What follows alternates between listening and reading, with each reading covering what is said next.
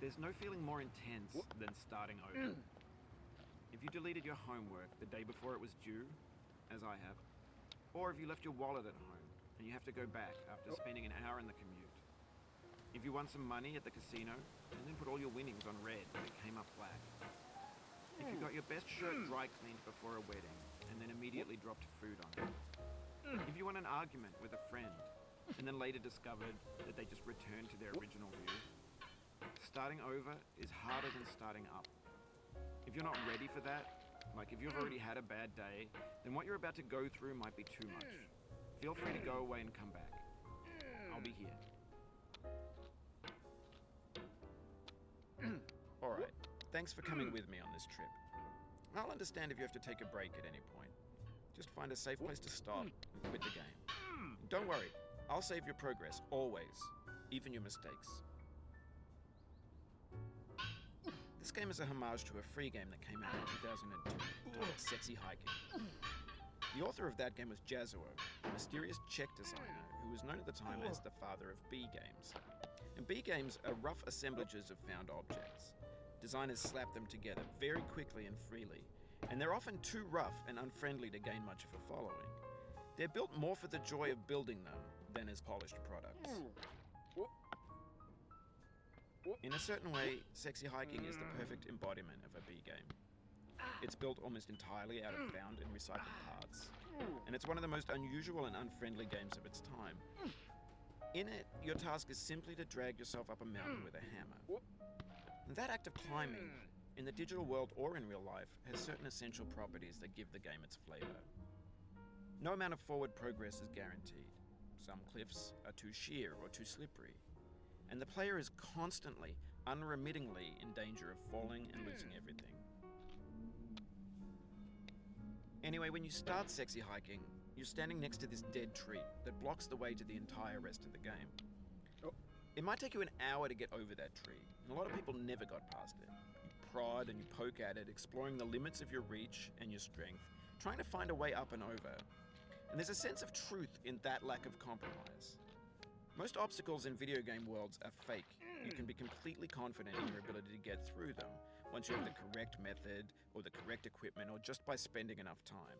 In that sense, every pixelated obstacle in Sexy Hiking is real.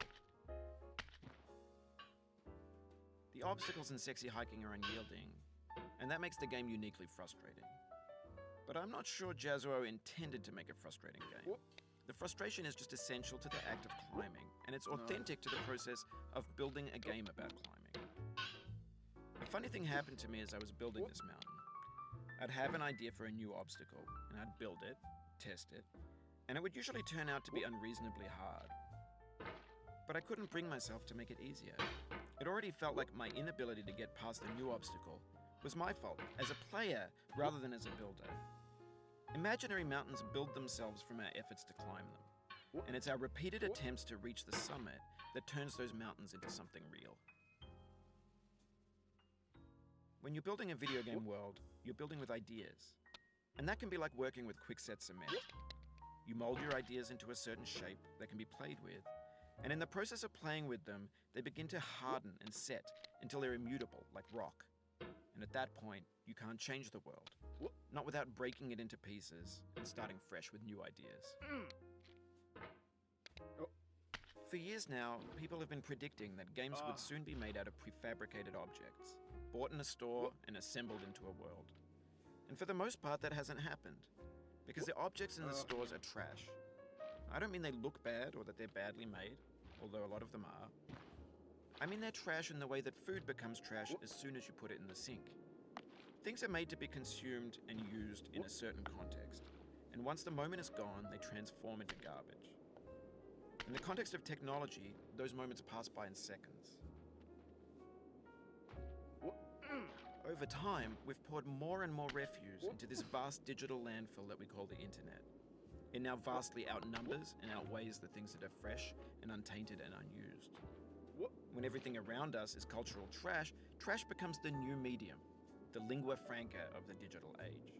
Now, you can build culture out of trash, but only trash culture.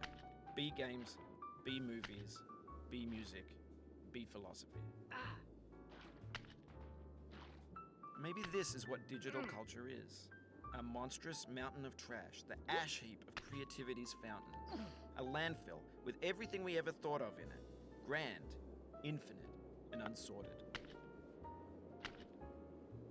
There's 3D models of breakfast, Gen X's fanfic novels, Scan magazines, green screen Shia LaBeouf, banned stuff scenes on LiveLeak. Facebook's got lifelike bots with unbranded adverts and candid shots of Kanye and Taylor Swift mashups, car crash epic failed GIFs, Russian dashcam vids, discussions of McRibs, discarded, forgotten, unrecycled, muddled, rotten, untitled. Everything's fresh for about 6 seconds, until some newer thing beckons, and we hit refresh. And there's years of persevering, disappearing into the pile, out of style, out of sight. In this context, it's tempting to make friendly content that's gentle, that lets you churn through it but not earn it. Why make something demanding if it just gets piled up in the landfill, filed in with the bland things? When games were new, they wanted a lot from you, daunting you, taunting you, resetting and delaying you. Players played stoically. Now everyone's turned off by that. They want to burn through it quickly, a quick fix for the fickle, some tricks for the clicks of the feckless. But that's not you, you're an acrobat. You could swallow a baseball bat. Now I know, most likely you're watching this on YouTube or Twitch, while some dude with 10 million views does it for you, like a baby bird being fed chewed up food. That's culture too. But on the off chance that you're playing this, what I'm saying is, trash is disposable, but maybe it doesn't have to be approachable. What's the feeling like? Are you stressed? I guess you don't hate it if you got this far. Feeling frustrated? It's underrated. An orange is sweet, juicy fruit locked inside a bitter peel. That's not how I feel about a challenge. I only want the bitterness. It's coffee. It's grapefruit. It's licorice. It feels like we're closer now. Composer and climber, designer and user. You could have refused, but you didn't. There was something in you that was hidden, that chose to continue. It means a lot to me that you've come this far, endured this much. Every wisecrack, every insensitivity, every setback you've forgiven me is a kingly gift that you've given me. We have the same taste, you and I. It's not ambition. It's ambition's opposite. An obdurate mission to taste defeat. You'll feel bad if you win, so I put this snake in for you. Have you thought about who you are in this? Are you the man in the pot, Diogenes? Are you his hand? Are you the top of his hammer? I think not. Where your hand moves, the hammer may not follow, nor the man, nor the man's hand. In this you're his will, his intent, the embodied resolve in his uphill ascent.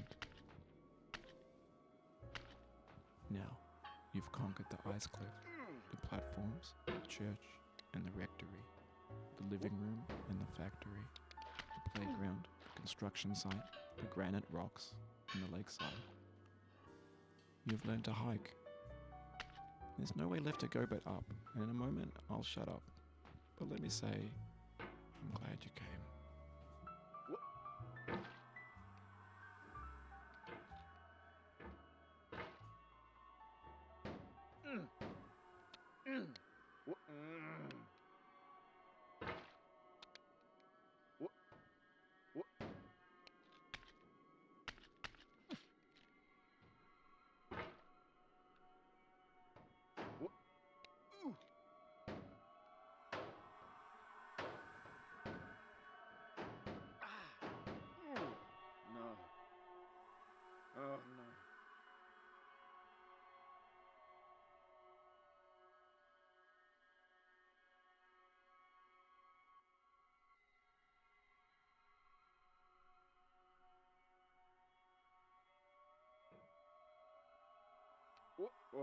I dedicate this game to you, the one who came this far.